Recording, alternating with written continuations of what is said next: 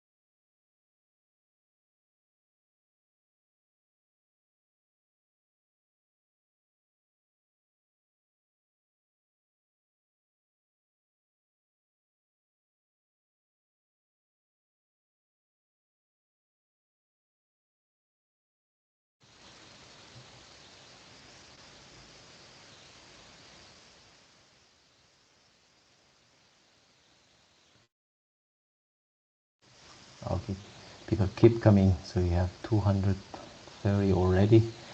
Uh, Let me slowly start so we are efficient with time.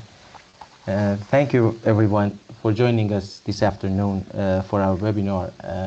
Good afternoon and good morning and good evening from wherever you're joining us. My name is Bozor Khanbay. I'm the Executive Director of BEPA, Batteries European Partnership Association. And very much thank you for attending this webinar.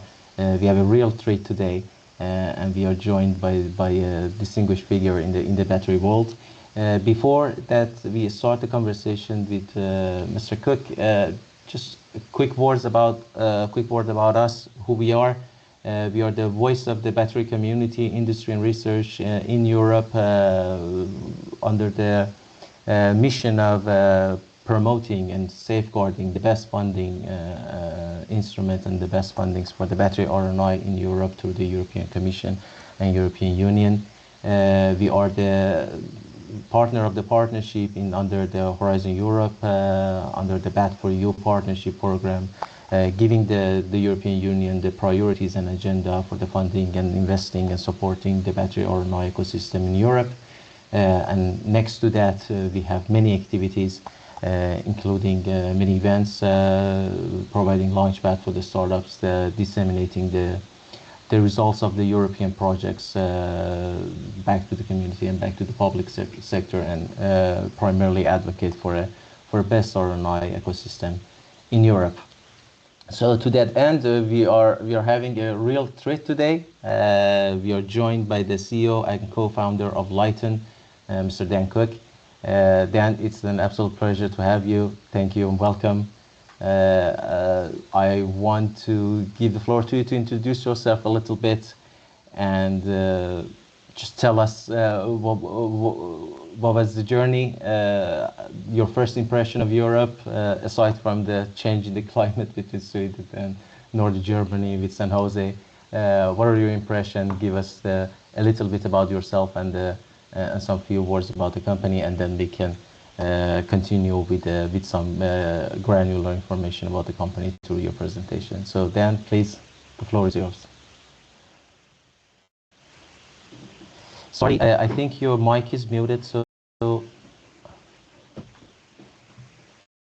Of course, we always have to work through that with these things. Anyway, good day all, regardless of time zone, and thanks for the kind words and introduction, Bozorg. And I'm glad to join you all today and share all about Lyten and some of our thoughts moving forward in Europe.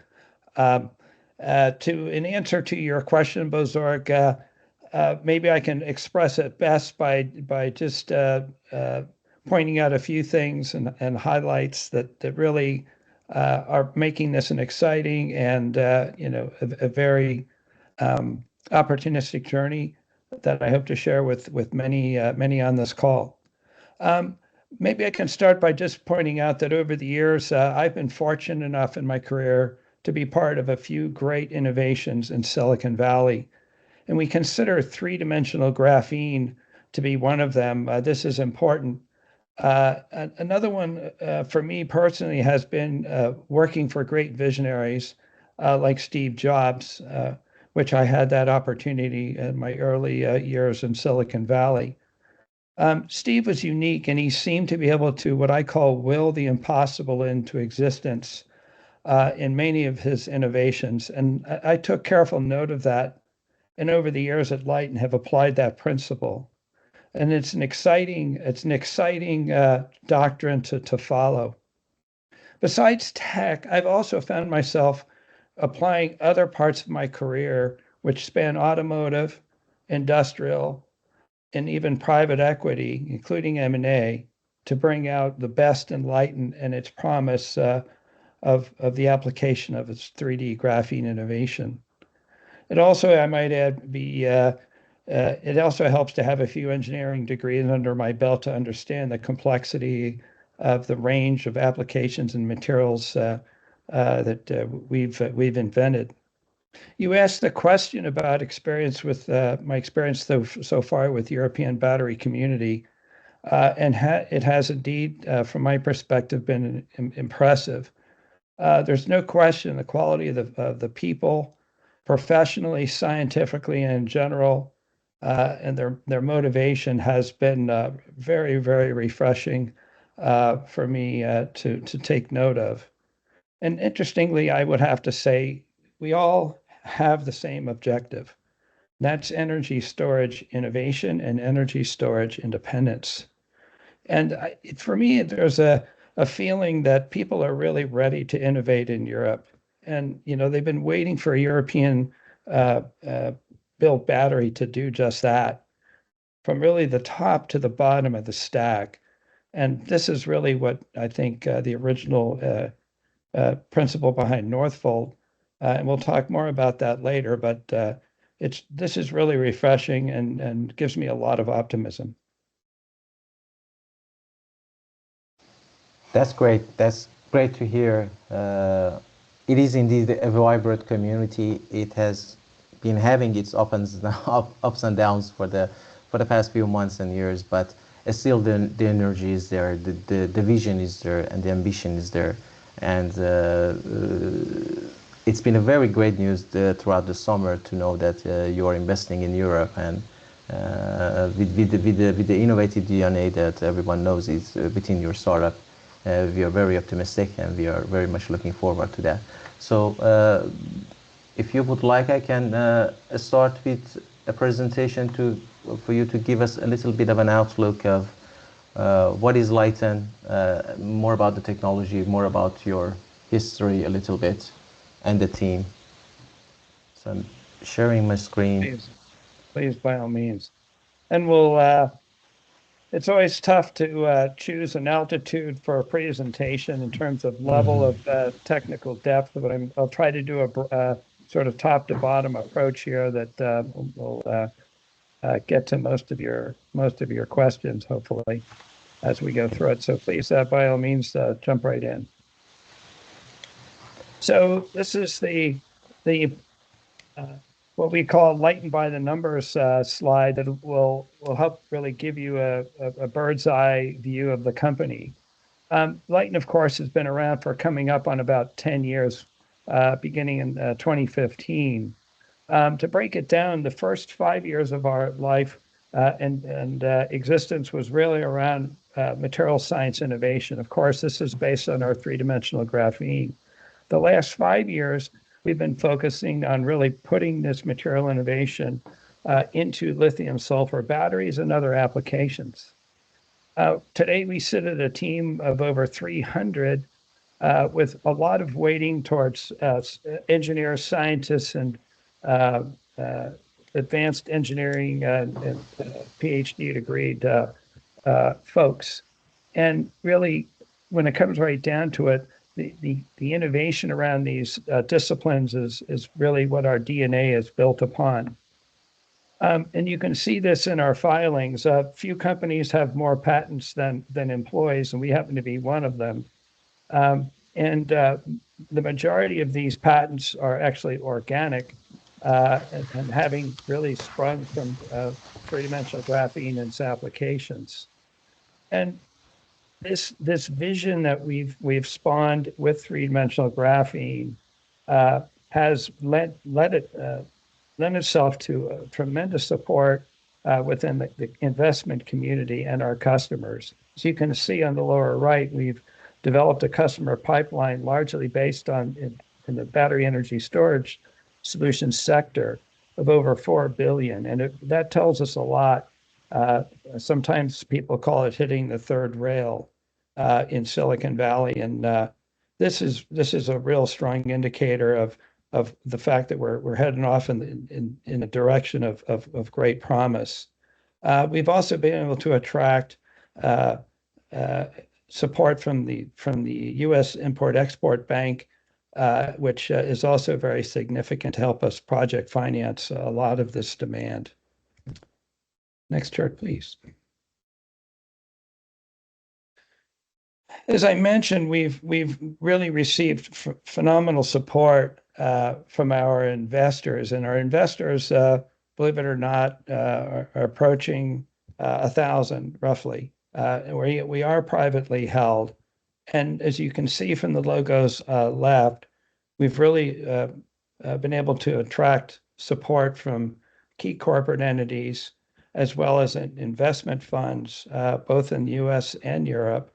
And along with what we consider to be a broad number of visionary investors within Silicon Valley, also others on the other side of the U.S. in New York and major cities in between, which count amongst us the investors from former or investors from that were former leaders in investment banks, as well as large funds, and really a broad range of corporate backgrounds, many of whom are actually former CEOs of the companies that have led them to success and apply that success in the form of investment in Lyten. Also, I should point out that we have a good smattering of individuals at the engineering level, but also very key is our one of my co-founders in Lars Hurlitz, who's currently the chairman of the company, is actually born and raised in Sweden. And I would just finish this by saying that when you look at Lyten compared to a lot of other Silicon Valley companies that rely largely on venture capitalists, even though Prime Movers Lab, who Prime Movers Lab, who are one of our major investors, is actually a venture capitalist. We don't have a lot of venture on our cap table. We have strategics and we have hedge funds and we have other high net worth individuals. And this really has given us a network that actually rivals some of the smaller investment banking firms when it comes to our ability to raise capital. And this, of course, continues to be the case as now we turn our attention to funding the plans with the Northvolt acquisition. Go ahead, Buzz Organ, go to the next chart. So what is three-dimensional graphene? A picture, of course, is worth 1,000 words. And what you're looking at here are just a few of thousands of images of unique three-dimensional graphene that Lyten has created over the years. This is really the foundation to our company. It's patented from the perspective of the material, of the processes, the reactors that make it, as well as the applications that it goes in. And the the let's call it the flexibility and the tunability of this material is exactly what's allowed us to unlock the promise of lithium sulfur, to really create and unlock really the promise of sulfur, to create really a high energy density battery. And with the materials science solution that we've engineered for lithium sulfur has allowed us to solve many other problems besides the typical polysulfide shuttle problem that many of you have read about. And so it goes well beyond that, and our material is suited to be able to solve those problems as well. Recall that sulfur can basically hold about 5 times on a theoretical basis the energy that a nickel-based chemistry battery can. And this is really the solution to the tricky material science problem that's plagued lithium sulfur for a number of years prior to Lyten entering this market. Next chart, please.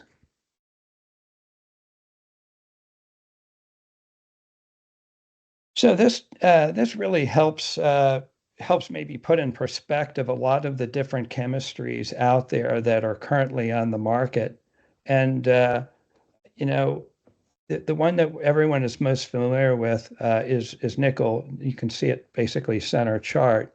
And really the first, what we call mass market battery that has made electrification in many sectors possible. But as some of you may know, this chemistry has been around for between 25 and 30 years, and it's really approaching the limits of its physics. It typically improves its performance maybe 2 to 3% with every design revision made maybe on an annual or biannual basis. When it comes to the players in the space, we know that China is very dominating in this space, and they've elected to move down market. And you can see that pictured left to LFP or lithium iron phosphate. This, of course, is a lower cost solution to NMC when it comes right down to it at mass scale, but it's less energy dense. And where we, however, are heading is where Lyten is hopping over the silicon and solid state segment for a number of reasons, because most of which are because of the performance benefit is far greater in lithium sulfur. And this is why we've elected to take this approach. And as you can see, it begins at roughly the 300 watt-hour a kg level from a gravimetric energy density perspective. But more importantly, it's got a long runway ahead of it. We've been in lithium sulfur for about 5 years, and we're seeing about a 20% improvement in energy density and cycle life on roughly on an annualized basis, which gives us, which is very exciting, gives us a lot of hope to be able to really unlock the full potential of lithium sulfur. But also more important is that most important about this chemistry is its lower cost. You get the benefit of really higher energy density for a cost point that's actually lower at scale than lithium iron phosphate. And this is what makes it unique in the marketplace, along with some of the other features that you see pictured left around its safety. You can actually put a nail through a fully charged lithium sulfur battery from Lyten and hold it in your hand, and it doesn't flame. And more importantly, with respect to a manufacturing perspective, this is a unique chemistry that can be made on the same equipment as nickel-based chemistry. So there's a lot of good reasons and a lot of great tailwind behind lithium sulfur as a chemistry. Next chart, please. So one of the things that's important in any battery in particular here, as we look to partner with Europe, is really creating a simple supply chain. Today's supply chain, I think it's by some reports in the U.S. Measures, it's tens of thousands of miles long by the time you get from source material to a battery. In the case of lithium sulfur, it's a very simple supply chain, and the way that we characterize it is it does not require nickel, manganese, or cobalt, or even graphite. And it is possible to, with these basic ingredients of sulfur, of graphene, and lithium metal, to really produce this in region and not rely on Asian sources. So, in order to sort of really put your head around this this factor, because it is really an underlying capability that makes lithium sulfur in a potential partnership with many different countries here and should I say in Europe, as I was there yesterday.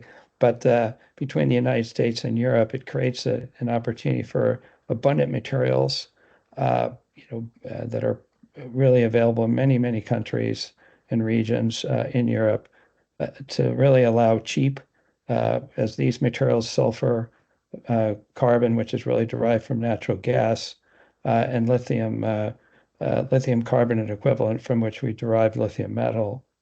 It allows cheap forms of these materials to come together at in an assembly point that's local, and with this, what we call create about an 85% mine-free battery, and with it, of course, a low carbon footprint that mirrors that number. Next chart.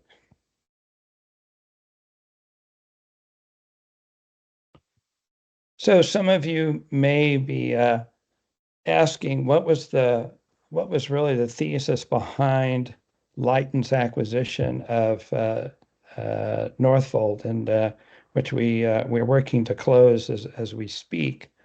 And this really starts out with a little bit of history. About a year to about 18 months ago, we really recognized some of the challenges in the EV market, and this had a lot to do with the Asian domination of the sector. And for ourselves with lithium sulfur, we wanted to get ahead of this trend. And as we saw and have seen over the course of the last year or so, this has been had a dramatic impact on many participants within the energy storage sector. And but we recognize that there could be a silver lining in this, and the silver lining, has to do with the fact that lithium sulfur can be produced on virtually the same tools as nickel-based chemistries, and also LFP. And so we thought about it and began to map the idea of finding assets that could potentially fall out from this trend, this secular trend, and alongside that, made a mandate within our own development community to make sure that whatever lithium sulfur batteries we created could potentially be made on this equipment.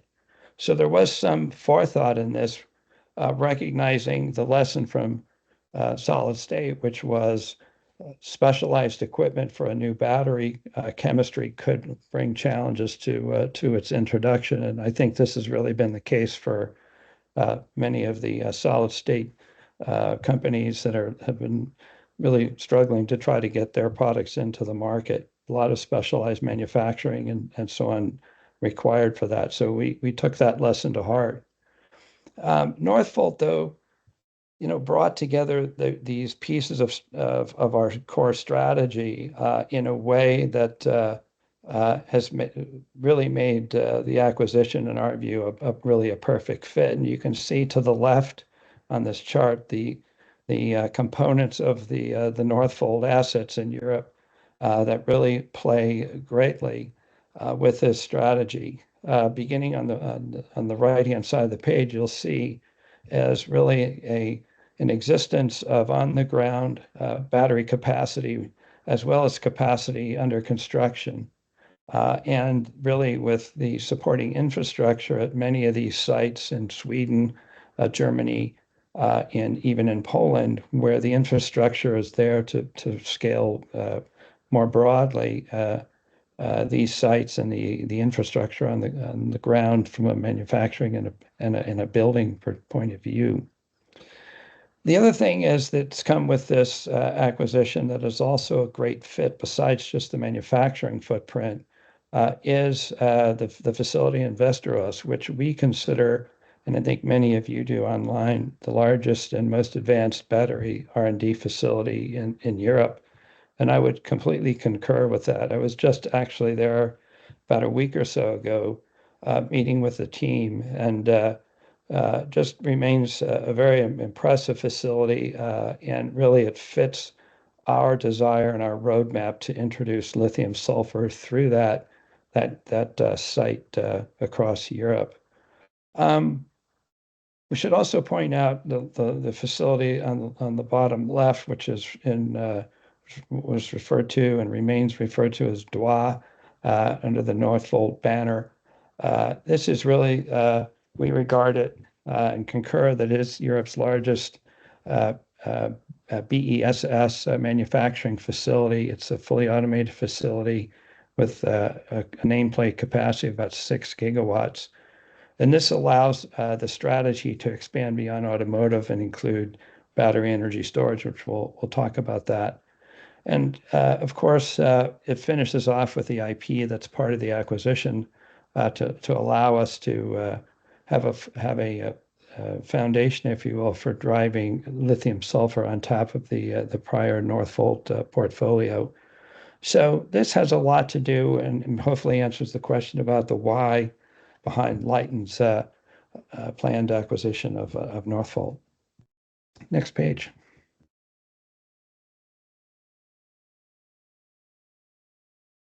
So I think part of the calculus of making a big bet in batteries requires a bullish backdrop with respect to demand.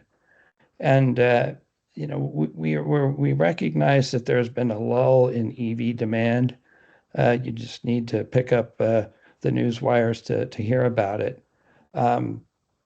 But we think differently. The fundamentals here are actually quite profound, and if you look at the chart, you'll see these are actually information citations from two very regarded sources in Total in Europe as well as in ExxonMobil in the US. But basically what they point to is that the electricity demand in the world expects to likely double over the course of the next 25 years. And actually, as you can see, that green sliver is transportation.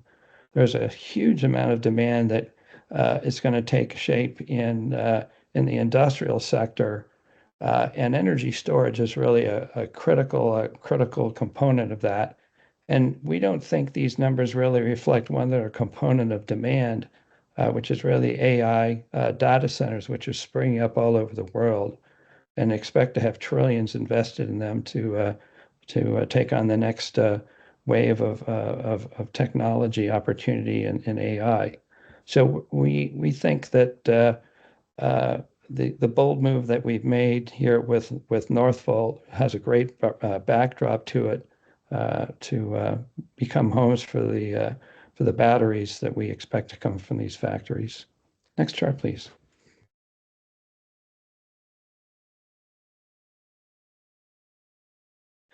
And why do we remain bullish in all of this? And you know, I think a lot of it is the fact that when you look at how are we going to supply this energy, it really comes down to, if you can look on the right on the green bar, you'll notice that most of the source of energy has got to come from renewables. And nuclear you'll see as a small fraction of that. And at that, the renewables, in order to be fully exploited, have to be paired with batteries. And so we don't really look at batteries as really a climate tech component. They are rapidly evolving into really a national security issue for many countries, and really a foundation for global competitiveness for for each local economy, and really a standard of living ingredient that will be an absolute mandate for decades to come. And so, when you think about this, there can't really be one source for batteries for the world to provide for this need. And this is where really leveraging this technology and lithium sulfur, along with the other technologies of stationary and so on, stationary storage, really broadly in Europe, with local production capability, really we think will allow this demand to be met and realized in a way that can be tailored to each nation's needs, and not really be fraught with bottlenecks or singular solutions where it's found to be today. Next chart.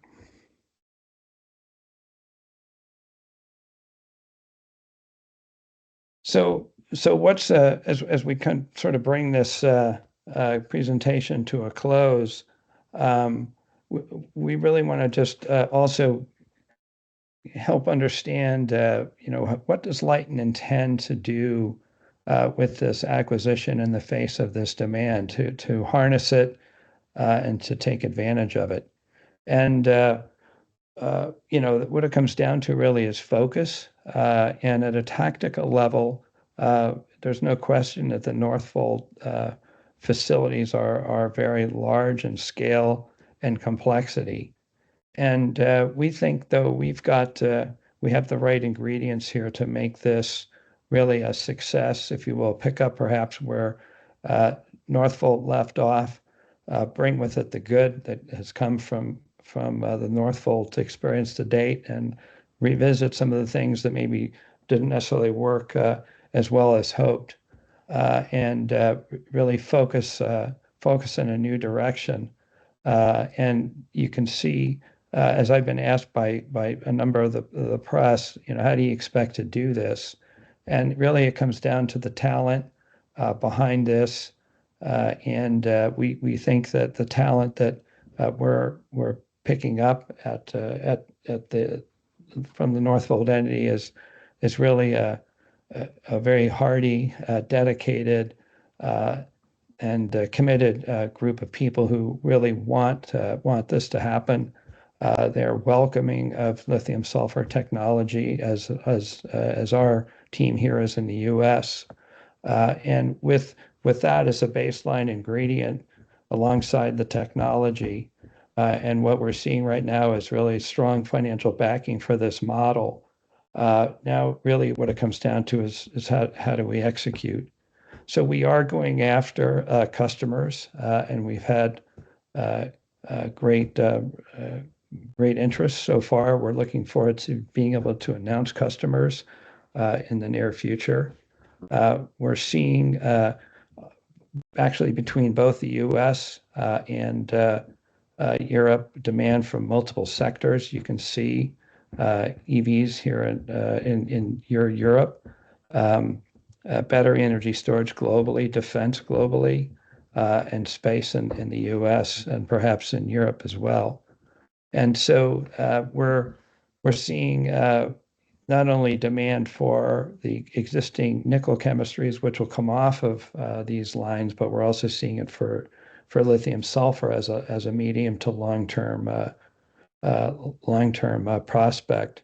So we look at it as a way of giving customers the opportunity to continue on in their pursuit of nickel-based chemistry products coming from the Northvolt effort and development pipeline.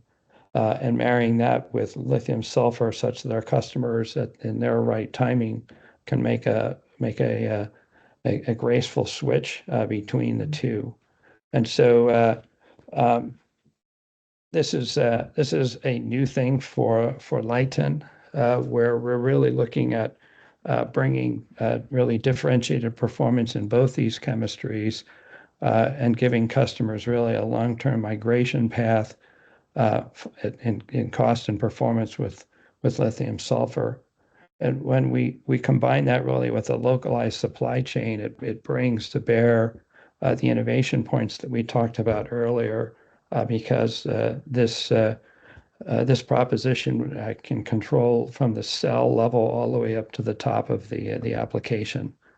And so we look forward really to satisfying through really an innovation partnership between the U.S. and Europe this demand that I spoke of earlier in the sectors enumerated here, but giving customers at the same time good choices to pick from. So when you surround this with a local supply chain and a manufacturing base, it really makes all the difference. So I think we just have one more chart, Bozorg, and we'll finish up.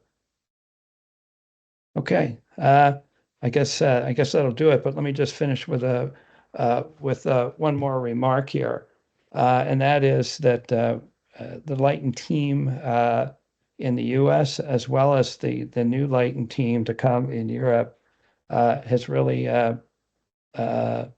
taken flight here, and really the excitement, I would have to say, at this point is growing by the day.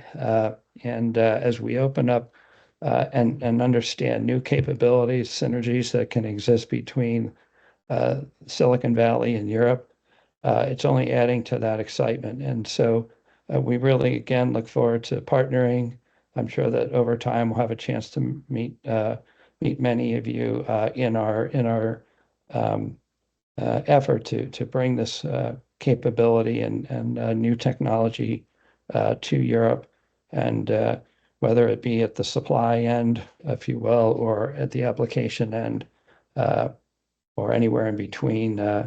We look forward to those opportunities. And again, I just thank you for the time today to share a lot of this information with you. Fantastic. Thank you so much, Dan. That was really enlightening.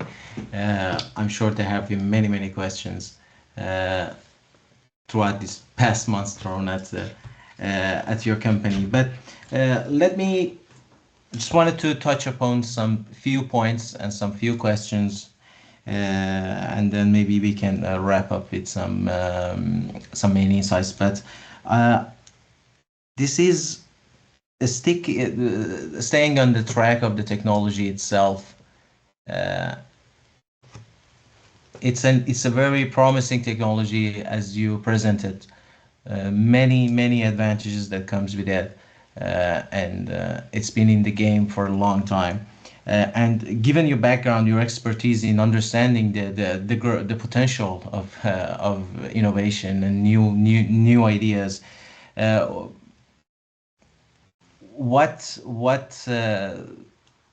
was in lithium sulfur in particular that got your attention, made you optimistic about this specific technology?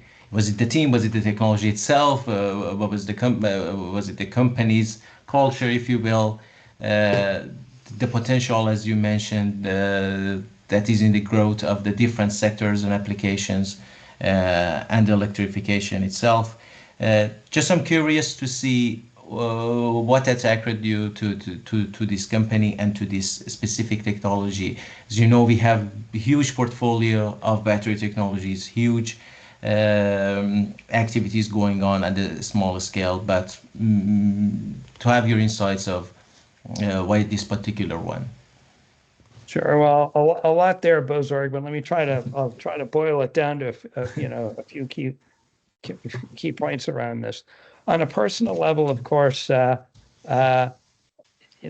in Silicon Valley is a great place from which to launch great ideas, and I think a lot of the innovators over the decades in the Valley have proven what you can do with sometimes crazy ideas. They can turn into huge game changers for the world. And so I love the excitement of innovation, and I love being part of that, as I mentioned before. With respect to lithium sulfur, I think you have to start and answer the question, what is the market really looking for in an energy storage solution?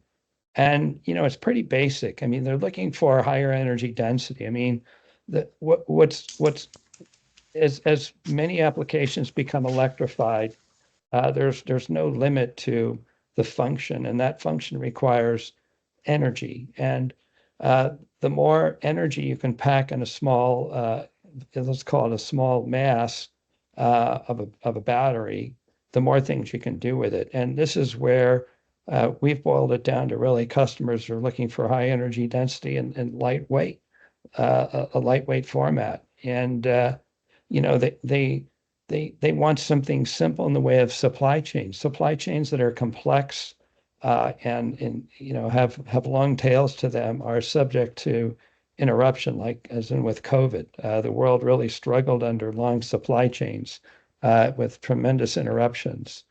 I think another thing that makers of hardware using batteries are looking for is freedom from geopolitics. They don't want to see restrictions, export controls. They want to be able to operate, have freedom to operate and innovate, and innovation costs money, so having access to this is important. And of course, they want all this at a lower cost, and that's a pretty tall order.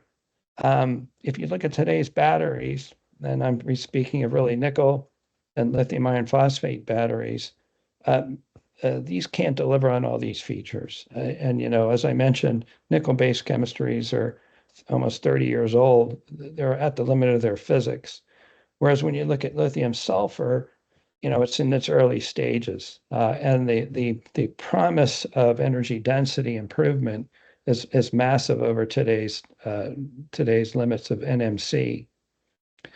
And with that, I should say, not only the technology, but all these other factors of lightweighting and cost, simple materials supply chain, as we talked about before, that's prolifically available in many regions of the world, can bring a new set of thinking, and a new paradigm to how you can develop with a battery. And so, the excitement for me is that we get to be fortunate enough to play a role, we think, in a lot of this with lithium sulfur, and work with companies in different countries who want to pursue innovation. It's fair to say what's important in the U.S. from an electrification point of view is not necessarily what's important in Europe. And when you have an ability to locally source materials and manufacturing, you bring to life applications that perhaps you wouldn't otherwise have thought about if you're really situated only in one nation. And so we think this will help not only accelerate the application of lithium sulfur, but also all the other factors that come with it are going to be ones that the consumers and also environmental concerns from countries, as well as let's call it trade concerns, can be dealt with at a local level and tailored around those requirements. So, I'll just finish off on this question by pointing to some interesting facts. Some may ask, what about the conversion, and can this happen quickly over time? Can people really adopt lithium sulfur?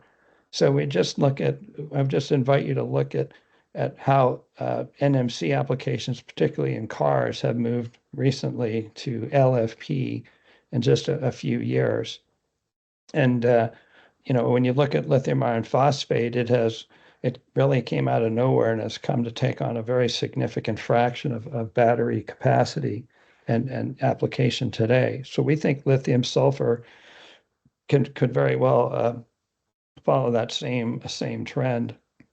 And so we expect over the next few years to see other players enter into the lithium sulfur space, and we think this is good. You saw, Bozorg, the growth chart that I put up earlier, and when you stop and think about it, I don't think there's enough mines on the planet right now for nickel or lithium iron phosphate batteries to really begin to supply the needs of the world in the years to come, as well as really lithium sulfur. So there's so many reasons why we think lithium sulfur is the right direction, but also why we can get excited with it. Yes, thank you so much. It's interesting that you mentioned that, because it's from your presentation, I got the impression that you look at the energy question in a much more broader way.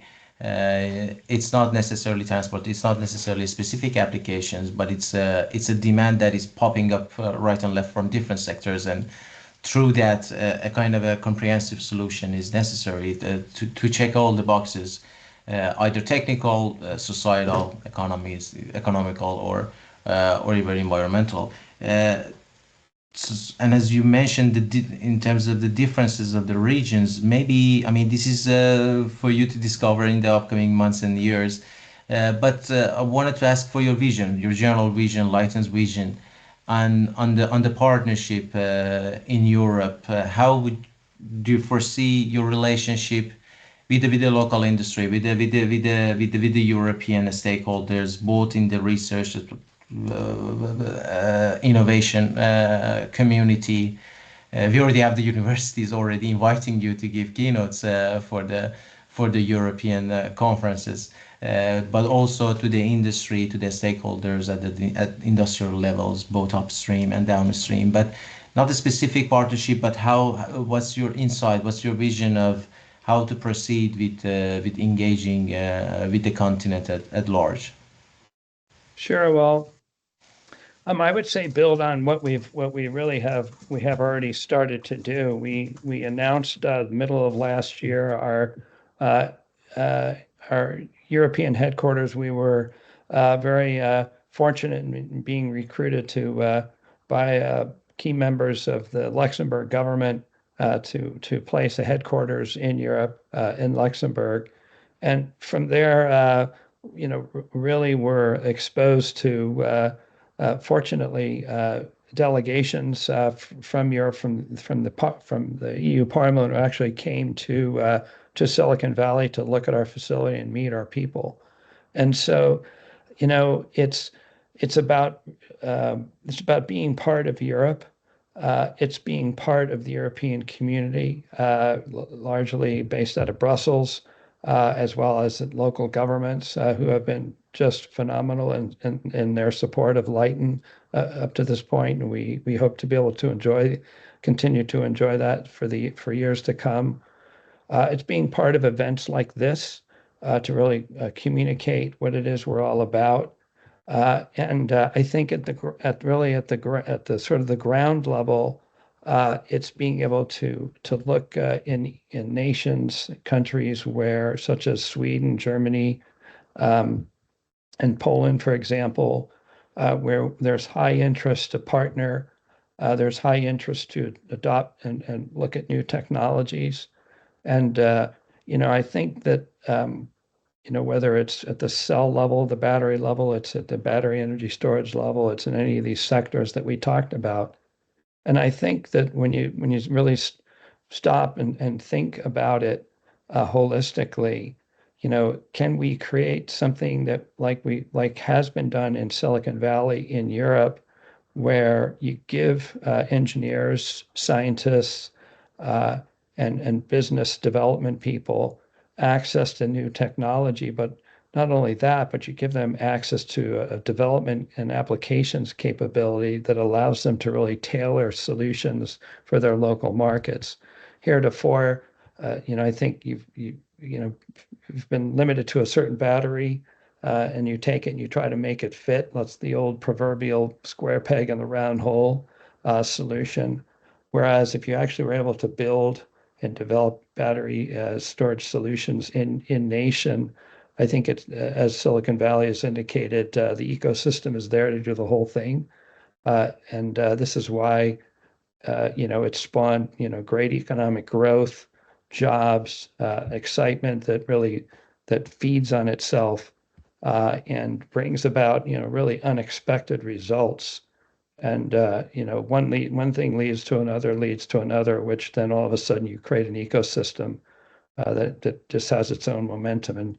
And so, how do you do that? It's really top to bottom, and a lot to think about. But I'm not relying on Lyten to do all this. Really, we're relying on the membership of the community to really find ways of utilizing these innovations in ways that we could have never dreamed possible. And really, that's what creates excitement and momentum. So that's how I would say we're hoping it all turns out in the end. Yes, absolutely. It takes a village to get this to the next level. Maybe wrapping up with a community that we are very much engaged with, and that's the policymakers community, both at the EU level and the member states level. And within the battery community, industry and research, we already have the experience that this is a very hard business, especially battery manufacturing. The tolerance is very low. We also have been hearing, given the dynamics of the sector in the past months, the word impatient capital. So everyone is becoming a little bit impatient. But the reality is the technical reality, of course, takes more patience and takes more effort and takes more people, takes more talent, as you mentioned. So to that point, you're as a newcomer to Europe, maybe.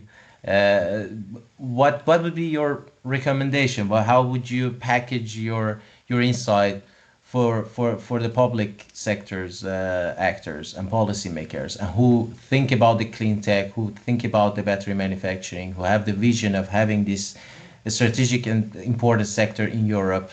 Our logo, our motto is to build a competitive European value chain. So that's very much a value for us.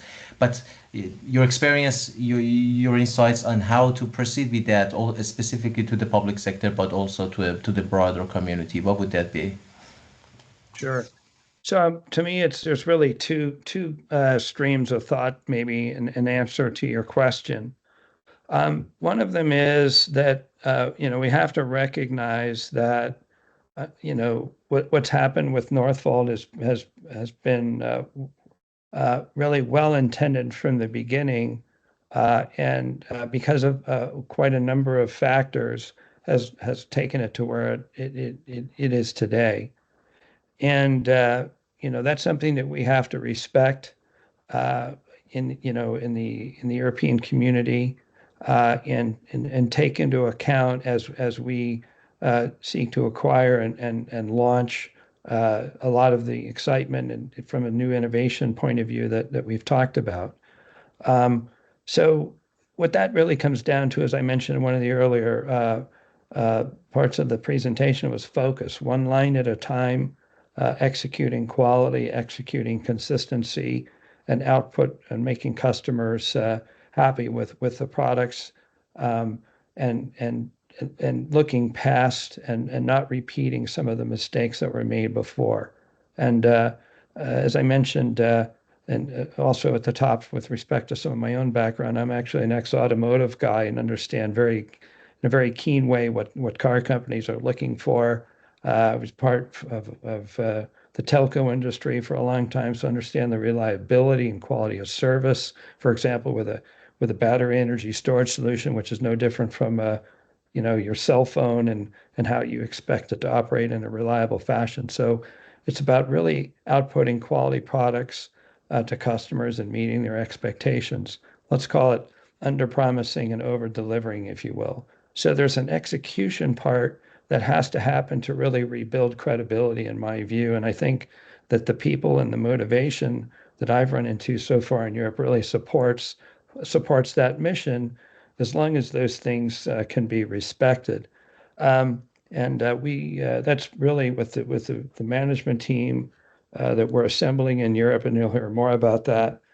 We think that we have the key ingredients to make that real, along with support we've gotten from many governments. The other side of that, the answer to that question, has to do with policy. And I know that when members of the EU Parliament, the Battery Commission, if you will, were over in Silicon Valley, they asked exactly the same question. And what is it we can do to help? The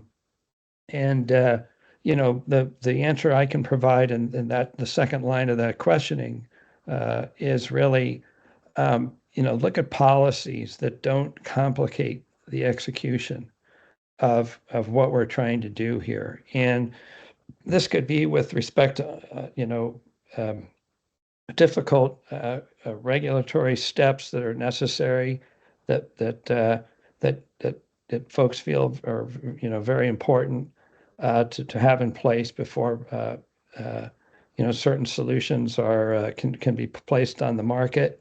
There's no question that safety and other baseline requirements are very important, and of course we want to observe those, but we have to look at what is it, how is it we can streamline a business's ability to get products to market. And this is again what's happened in the Valley, Silicon Valley, that helps innovation get to market in a timely fashion, and not pit us unnecessarily against our foreign adversaries, wherein they actually have an advantage to delivering product in the marketplace. That's one. Second thing is just remember that any other government dependency that may exist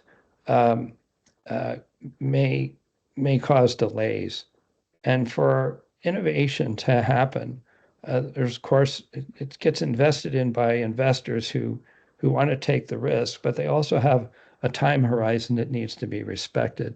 And when those two things diverge, you basically wind up burning up cash. And that creates a challenge, unnecessarily challenge from a financial perspective to young companies or even established companies that are trying to bring these products to market. And so support of speed of execution, I think, is key. And the last thing I would say that I told the EU folks and expressed was, how can we engineer financial support in ways that actually are accretive or in attracting what I would call higher multiples of private capital to really maximize the effectiveness of government grants or loan programs. And this is something that Lyten has been able to do over the years, where we've taken in government financing, but in some cases added a 10 or a 20x multiplier to it from the private sector.